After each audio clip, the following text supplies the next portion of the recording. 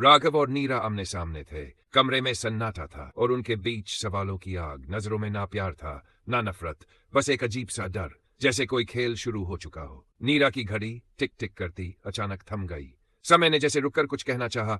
अब जो होगा वो तय नहीं, खेल की चाल है। राघव के हाथ लगी एक फाइल, पुरानी पीली पड़ी हुई, हर पन्ने में एक छुपा हुआ राज और एक नाम, नीरा, जिस पर लिखा था लेवल एक्स। उसने फाइल खोली और अचानक उसमें आग लग गई। कागज जलते रहे और राख में उभरे कुछ अजीब डरावने चिन्ह, जैसे ये सब लिखा ही गया था मिटने के लिए। राघव का चेहरा अब सख्त नहीं, सहमा हुआ था। आंखें से किसी अदृश्य चीज को देख रही हो या शायद खुद को। नीरा मुस्कुराई। वो मुस्कान नहीं, एक संकेत था। धीमी आवाज में बोली, क्या तुम सच में जानना चाहते हो? जवाब में बस चुप्पी थी। एक पुरानी किताब, बुक ऑफ डेथ, खुली पड़ी थी पुलिस स्टेशन की मेज पर और उसमें लाल स्याही से लिखा था एक नाम, नीरा। राघव नीरा को देख रहा था, पर अब शक नहीं, एक अजीब आकर्षण हो गया था, जैसे उसकी दुनिया ठंडी थी और नीरा आग। नीरा गा रही थी लोरी, धीमी, मीठी और डरावनी। राघव की आंखें बंद होने लगी, पर शायद ये नींद नहीं, जाल था। राघव का दिल जोर से धड़क रहा था। नीरा की परछाई धीरे धीरे पास आ रही थी, हर कदम के साथ डर और दिल की आवाज तेज। नीरा का कमरा लाल रोशनी से भरा था,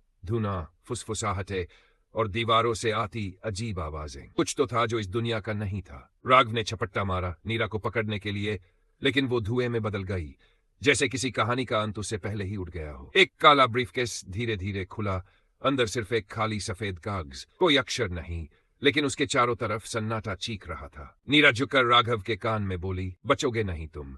उसकी आंखें बर्फ जैसी ठंडी थी और आवाज आग जैसी धीमी। एक टूटे आईने के सामने खड़ा था राघव, पर आईने में उसका अक्स ग्लिच कर रहा था और एक फुसफुसाती हुई आवाज, अब तुम फंस चुके हो। नीरा अब एक नाम नहीं, वो एक परछाई है जो नजर नहीं आती, बस महसूस होती है।